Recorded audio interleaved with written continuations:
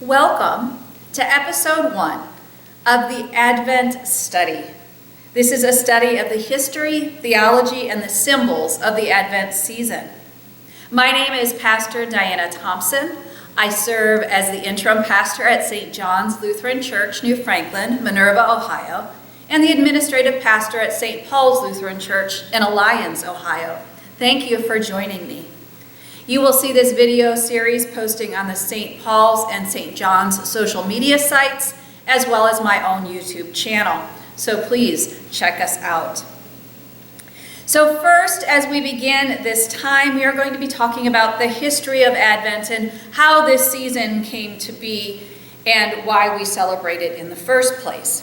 So first of all, I just wanted to let you know that the word Advent comes to us from the Latin adventus, or the coming or arrival. But that was actually a translation of the Greek that the New Testament was originally written in, and it's the Greek word parousia, which means the coming, arrival, or presence. So we will talk a little bit more in our next session when we talk about theology, but I wanted to give you that quick definition for today. So our earliest records of Advent are actually not original to the earliest disciples. There was no practice of celebrating Christmas, and Advent only came about because we established the practice of Christmas. So first I want to talk a little bit about how Christmas came to be. And Christmas was first established by Pope Julius I in the late 300s of the Common Era, or AD, and he established it as December 25th as a day to celebrate the Mass of Christ, to honor his birth and his arrival. So there's not a lot of history about what was going on before that, but some of the things that we do know, that we've been able to find in historic writings, is that the earliest mention of December 25th for Christ's birth came from a Roman almanac that dates back to 200 CE, or the Common Era, and it begins with this date. It says, December 25th, Christ was born in Bethlehem of Judea.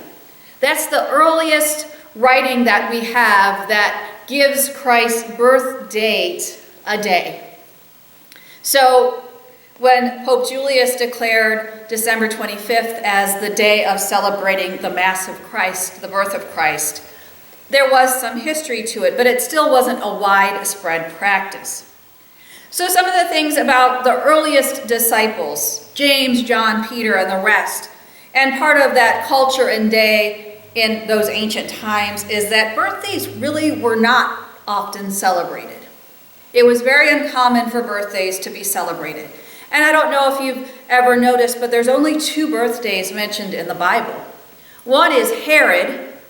Herod was mentioned in the Gospels as the one who beheaded John, and that was the story of John's beheading as a request from his daughter and his wife as a way of thanks for his daughter's display of dancing for his guests on his birthday. And then the only other birthday mentioned in scriptures is Christ himself. So birthdays were not a thing back in ancient times. And even in the history of the church, we don't celebrate saints on their birthday. We actually celebrate saints on their death day. So when we talk about a saint's day, we're actually talking about the day that is believed to be their death, or the day that's picked to honor them and their death. So that's for saints and martyrs that we celebrate feast days. So birthday celebrations, again, were a very new thing and not common for those earliest disciples. So there was no really idea to celebrate Christ's birthday or to pick a date because it wouldn't have been part of their culture or their reality. And of course, once Christmas was established, then Advent slowly came into practice. It really wasn't something that was formally declared until later, and even that we don't have a clear date of when that became regular practice. It kind of started and then grew in the Christian tradition. So I'm going to speak mostly to the Lutheran tradition because if you look at the wide scope of Christian traditions, There are churches that don't celebrate Advent at all, and there's churches who celebrate longer Advent seasons or mark Advent in a different way. So some of this is in common and some of this is very different. So I want you to understand this is coming from a Lutheran tradition. And even in the Lutheran traditions, some of this is very much a cultural piece rather than a universal Lutheran practice. So Lutherans measure Advent based on the Sundays prior to Christmas. So we take the 4 Sundays prior to Christmas, and that first Sunday is when we begin our formal Advent season. So, for example, if Christmas Day is a Monday, then the 4th Sunday of Advent is actually the day before and on Christmas Eve, December 24th. So this year, Christmas is on a Friday, so we actually are having our 4th Sunday of Advent not quite a full week before Christmas itself. So this year is actually a longer Advent season than others. So the only way it would be longer is if Christmas Day was a Sunday. So just something to think about as we're thinking about the Advent season. So Advent for Lutherans is a changeable length. It's always 4 Sundays, but how many total days that is depends on when Christmas falls. So if you're going to the store and you're buying an Advent calendar, usually filled with treats or chocolates or small toys or something like that, or nowadays they seem to have them with beer and wine and other adult beverages. If you'll notice those, they all start on December 1st because it makes it consistent. So some traditions don't start Advent until December 1st, so that's truly a formal countdown for the 25 days till Christmas. But those are just different ways that are measured for Advent. So one of the other questions is, so why do we even have Advent? What's the purpose or value of this liturgical season? Well, Advent originally was designed and established to be a penitential season, a time of confession, of turning one's life back towards God, to be reflecting on faith and our practice of faith in the world for the preparation of the arrival of the Messiah. So our history of it actually looks more like Lent than our modern Lutheran understanding of Advent. When we talk a little bit later about the symbols, I'll talk a little bit more about how that change can be seen in some of our churches. So Lutherans ourselves, most of us have moved away from that truly penitential season, but we do say this is a unique marking of time, a preparation time.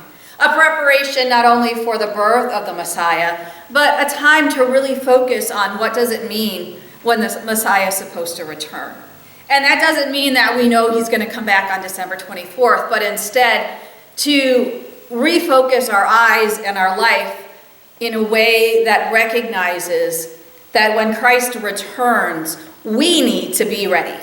Emotionally, spiritually, ready to look to see Christ, to wait for his return, and to live in a way that honors that. So this is part of what's going on.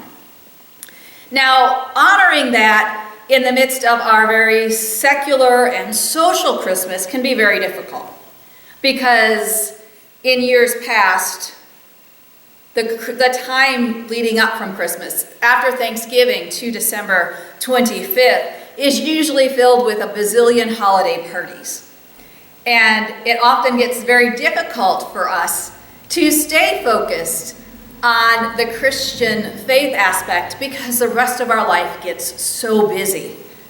So a lot of churches make sure that they are really intentional on Sunday mornings, and sometimes adding midweek services during Advent to help us keep our focus on the Advent part of the waiting, the preparing for the coming. This year's a little different. We're in the middle of a pandemic. I would usually teach this class to anyone who'd want to attend, but I'm recording it because it's not safe for us to gather. So this Advent might actually be very different from some of the Advents that you've experienced before, because your office may not be having a holiday party. You may not be gathering with family and friends to do those gift exchange. It might be very different. So now might be a great time to explore, what does this Advent season really mean for me? And how am I going to live it out? So one of the things I wanted to talk about, and I touched on a little bit earlier, is, that December 25th was picked to be Christ's birthday. And we have an early record from 200 of the Common Era saying that it was December 25th. But we really don't know. The scriptures don't the scriptures don't give us an exact date of Christ's birth. But one of the ideas or thoughts that we've seen in some of our writings, especially Tertullian of Carthage and Augustine, are that there is this underlying understanding that Jesus was annunciated, was conceived on the same day that he died.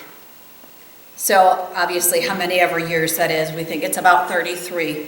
So the thought is, and Tertullian of Carthage kind of looked at the Jewish calendar and looked at it carefully and said, okay, so the Passion would have been, set at a particular time. And I'm not going to go into the whole Jewish calendar because it's not the same as the Roman calendar.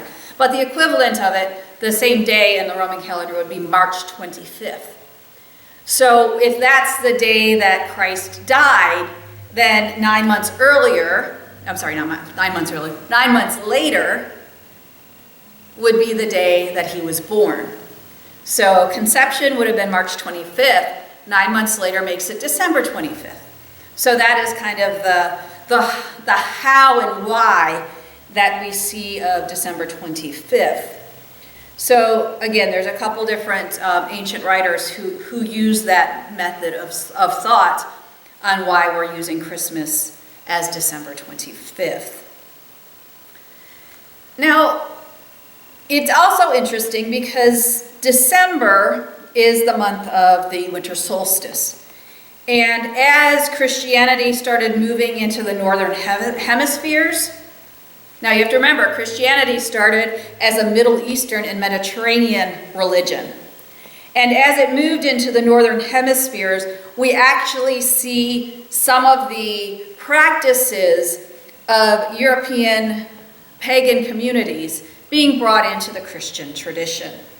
So the lighting of candles, the evergreen boughs, the Christmas trees, the evergreen trees, the Yule log, all of these things start to come into the Christian tradition. But the fact is the idea of December 25th pre-existed the move of Christianity into Europe.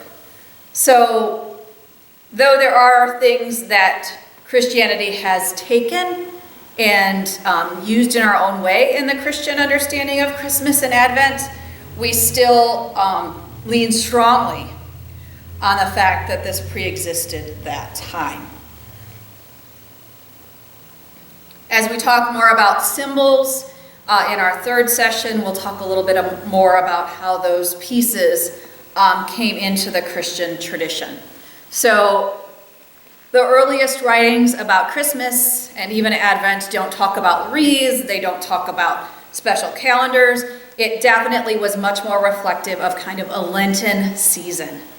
Some of our siblings in faith actually do 40 days of Advent rather than marking it by the 4 Sundays.